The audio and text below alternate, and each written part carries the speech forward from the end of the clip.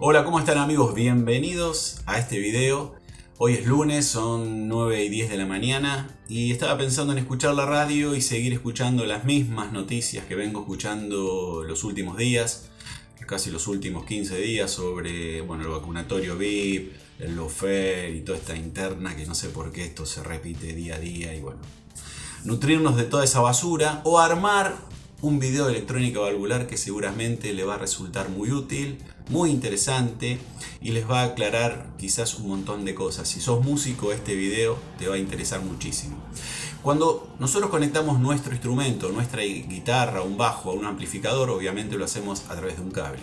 Y nuestro instrumento y el cable, obviamente cuanto más largo es el cable, peor es el defecto, pasa a funcionar como una antena que capta radiofrecuencias. Estas radiofrecuencias, cuando la incorporamos en la cadena de amplificador, obviamente sin querer, nos puede traer muchos trastornos, desde ruidos de alta frecuencia que percibimos en el altavoz, hasta la destrucción de nuestras válvulas de salida, las válvulas de potencia. Entonces, ¿cómo se resuelve este problema?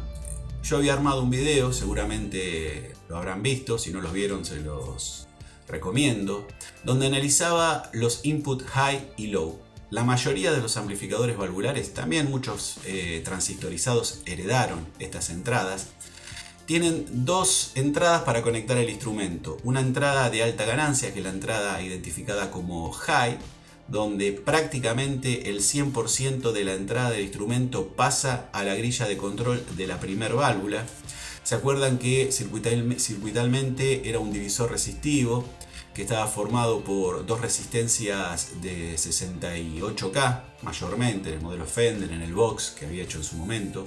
Estos dos resistores quedaban conectados cuando conectaba yo justamente el instrumento, el plug del instrumento en el input high, quedaban en paralelo, entonces generaban un grid stopper. Este resistor tiene un nombre en particular, se llama grid stopper o tapón de grilla, justamente ¿por qué? Porque impide que se nos filtre, que ingrese a la grilla frecuencias superiores a los 20 kHz, que son las frecuencias, el máximo, el umbral audible del ser humano. Cuando lo conectaba a la entrada low, también hemos visto que había una atenuación de esta señal del instrumento, que solamente ingresaba un 50% de la señal de audio, porque el divisor resistivo en este caso quedaba configurado entre una resistencia de 68K y una resistencia de 130 y pico. A ver, estoy diciendo bien, sí. 68 y 68, 136. ¿Se acuerdan que quedaba la serie de las dos resistencias? Bueno, si no lo vieron, recomiendo ver ese video. Entonces, y obviamente al cambiar el grid stopper, en este caso cuando conectaba el instrumento en el input low, el grid stopper tenía el máximo valor de resistencia, en este caso era 68K, y esto generaba la frecuencia de corte de filtro alrededor de unos 15 kHz. Entonces, cuando conecto el instrumento en el input low, no solamente tengo una atenuación de un 50% de la señal de instrumento, sino también estoy recortando agudos. Eso es lo que quiero explicar en este video. Fui quizás muy rápido, pero bueno, no hay otra manera de hacerlo.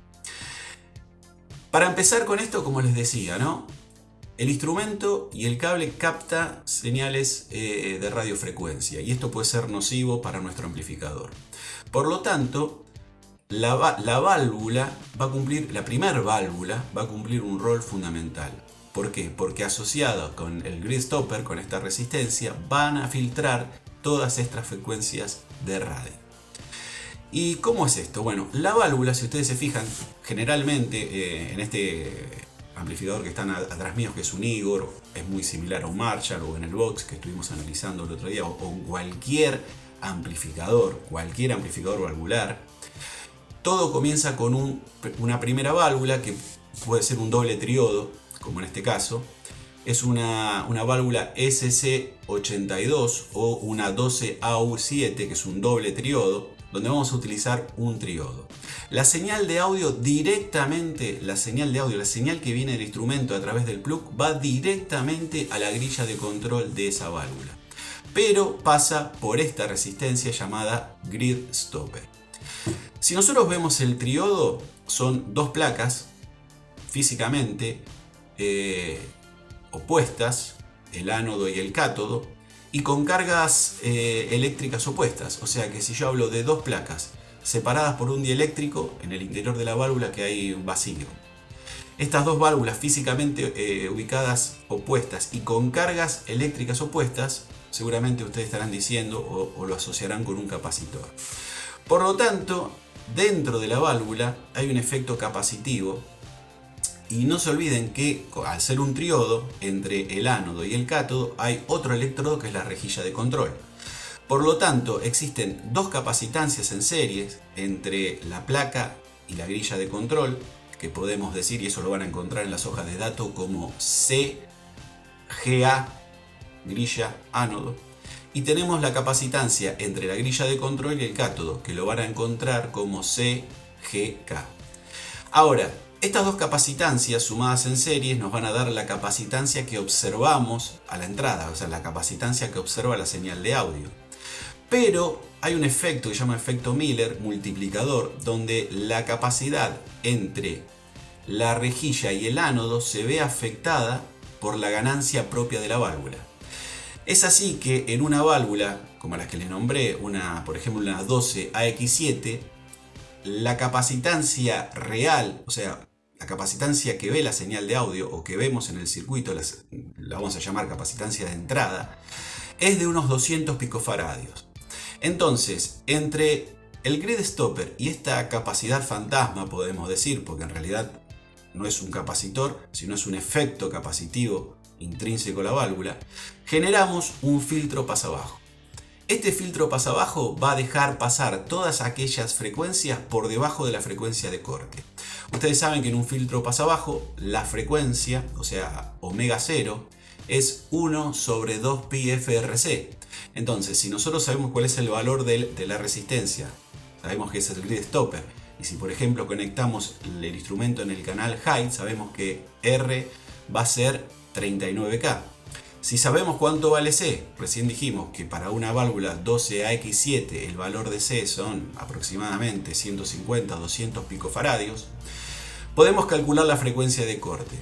Si ponemos esos valores, obtenemos que la frecuencia de corte cuando conectamos el instrumento en el input high oscila los 27 kHz. O sea que si nosotros sabemos que el espectro, nuestro oído, capta un ancho de banda entre los 20 y los 20 Hz y los 20 kHz, prácticamente todo el espectro audible va a ser captado o va a pasar por este filtro pasabajo. En cambio, cuando conecto el instrumento en el input low, en este caso lo único que va a cambiar es que el grid stopper no van a ser 39K, sino van a ser 68K. La frecuencia de corte cae a los 15 kHz. ¿Y qué significa? Si nuestro oído capta sonidos hasta los 20 kHz, si la frecuencia de corte es 15 kHz, vamos a recortar frecuencia de agudo.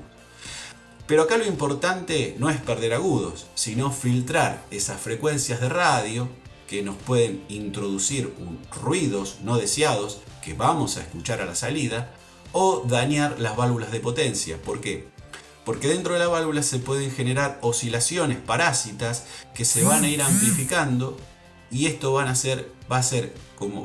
tener como consecuencia final el deterioro o la destrucción de nuestras válvulas de salida.